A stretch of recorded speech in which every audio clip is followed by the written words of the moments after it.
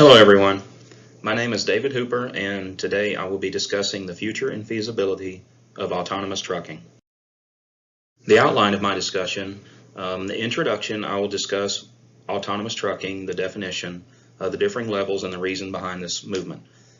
Historical timeline of autonomous trucking, technology that's involved, and the future of autonomous trucking, and then I will have a conclusion with my final thoughts. So what is autonomous trucking? Simply defined, autonomous trucking is transporting goods from one location to another without the constant need of a truck driver. There are different levels of automation. One is driver assistance. This is no more complicated than like cruise control. Number two is partial automation. Human driver is still in control, but the system can control certain functions such as steering and braking. This will be your typical auto braking if you're getting too close, and also lane departure protection. Number three is conditional automation. The system will perform all of the driving tasks while the human driver will be present for monitoring.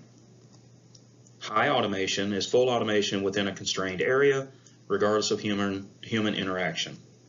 Full automation is the system is fully automated. That means there's not a human in the vehicle at all. So why autonomous trucking? Well, there are four good reasons. One, driver shortages. Two, rising expenditures. Three, the unfortunate situations with accidents.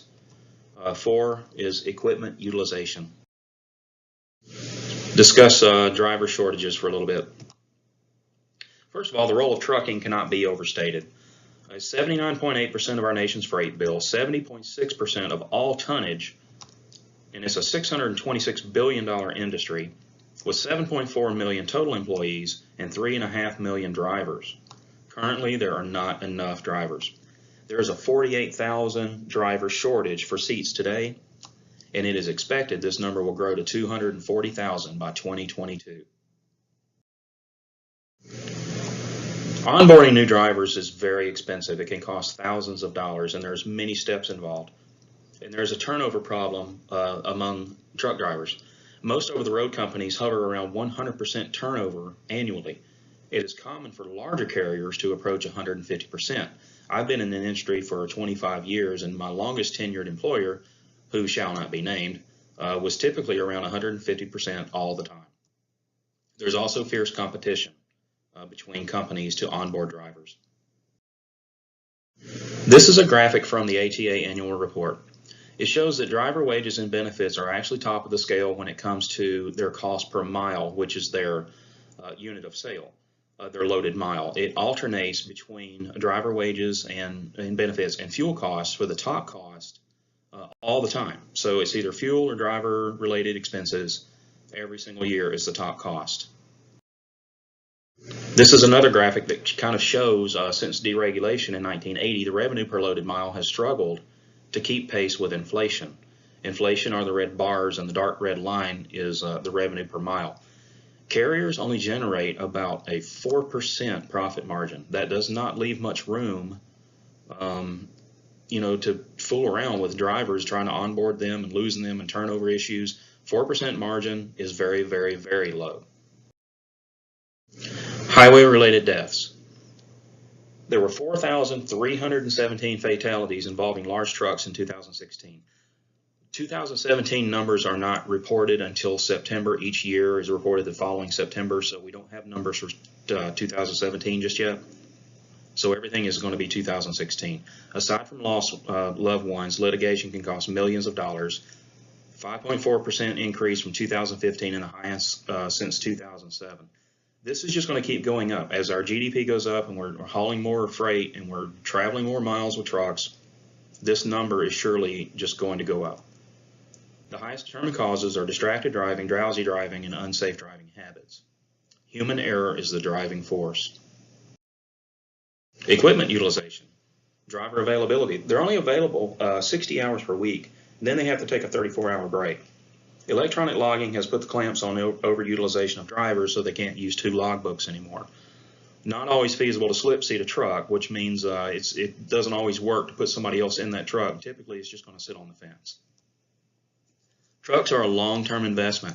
These are assets. $70,000 to $200,000 You depreciate these things over 5 years. Trucks can earn $1,000 per day and lose as much when not being used.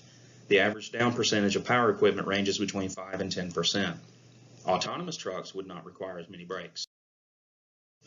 So the historical timeline of automation, we can go all the way back to Da Vinci's automated cart in the 1500s, torpedoes in the late 1800s, autopilot in the 1930s, cruise control, there is no real historical timeline for that, and then drones in the late 90s. So the recent historical timeline, in 2004, the Defense Advanced Research Projects Agency, or DARPA, held the first competition for autonomous vehicles. Since then, many companies have been researching and developing the next round, such as Daimler, Uber Freight, Waymo, TuSimple, and many others. The technology that's involved: radar sensors, cameras, and LiDAR, or light detecting and ranging, are the latest developments in surveying technology. They map the surrounding areas at the speed of light, build three-dimensional imaging in fractions of a second, instantly feeds information back to the sensors, and the technology is still being developed and tested on the road in controlled situations. LiDAR in particular is very intriguing. Laser pulses travel outward and contact objects. Upon contact, the pulses travel back to the LiDAR detector, and the LiDAR system registers the echo pulse. The system calculates the distance to the object based on the travel time of the pulse. So the future of autonomous trucking. Multiple routes are already being tested. Waymo has Class 8 Peterbilts in Atlanta on the highways. Drivers will remain in the cab at all times and monitor the performance. They will focus primarily on level 4 automation. Uber, since the acquisition of Otto in 2016, has already tested beer loads in Arizona. In October 2016, the first time that they tested it, they transported beer for 120 miles with an accompanying driver. Overall, unfortunately, the future is ambiguous. However, there are general levels of incorporation. One is highway driving, a human on board to take over when needed. 2 is platooning. You can see the bottom right-hand corner there. Multiple trucks in a group, the lead truck is in control and the others are autonomous and react to the lead truck. And then 3, private property and slow routes. This would be garbage trucks, mining trucks, slow-moving vehicles in congested routes.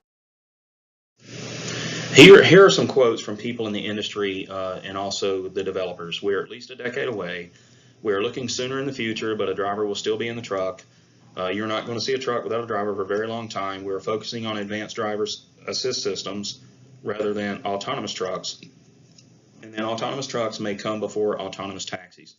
These quotes are all over the place. So there's really no telling when we'll actually have a truck with no driver in it.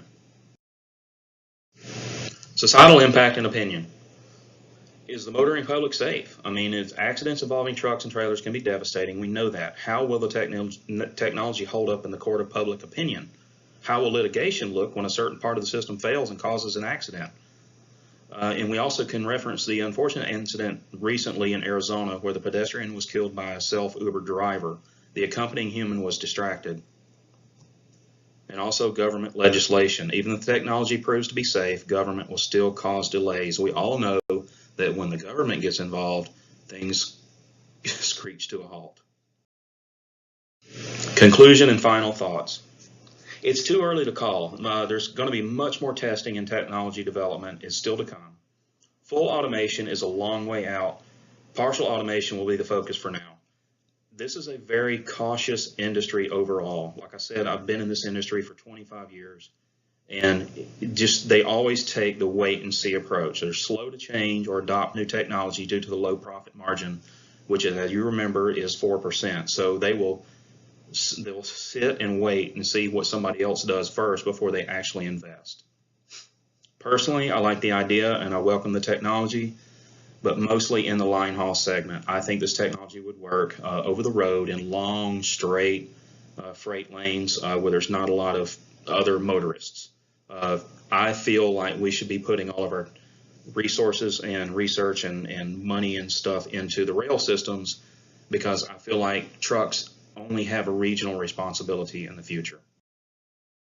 And that's the end of my presentation.